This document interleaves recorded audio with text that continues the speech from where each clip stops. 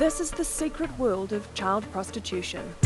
They had accepted the fact that they were worthless, that they were inadequate, and that was how they saw themselves.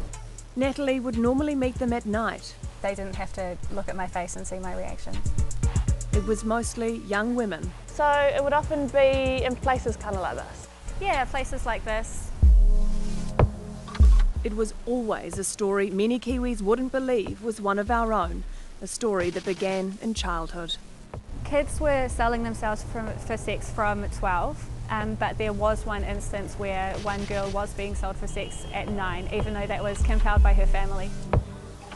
Natalie Thorburn is a social worker and a student.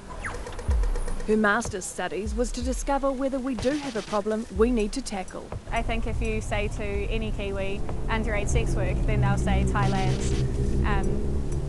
places that aren't here, places that aren't in their own backyards. Actually, yes, this is happening. Her process was fairly simple. Posters went up. Trading sex for money? You can choose a false name and nominate a time and a place to meet. They'd talk for just 1 hour. I heard about young girls who had been abused by, say, an uncle, and those perpetrators had given them presents in exchange for sex, and that became really normalised. Men would actively seek out underage girls because they knew they could perpetrate violent acts against them without fear of consequences. That they all really wanted help, but when they went to look for it, they felt judged. After the hour was up, they left. I would need to take a period of time after hearing them to cry or to feel or to just sort of sit with the enormity of those stories. Natalie will never know what happened to them afterwards, even if their stories were completely true. But some do know. When I was 15, I was selling myself, for money. It is the truth. There were kids that were as young as 13, 14, selling their bodies. Young New Zealanders like Yasmin, not her real name, know firsthand. Her childhood involved abuse. She was in and out of state care. She'd often run away, meeting people just like her on the streets. You need the money. And I guess the point where people want to abuse you, sexually abuse you, well, at least you're going to get paid for it, sort of thing. We do need to have a reality check.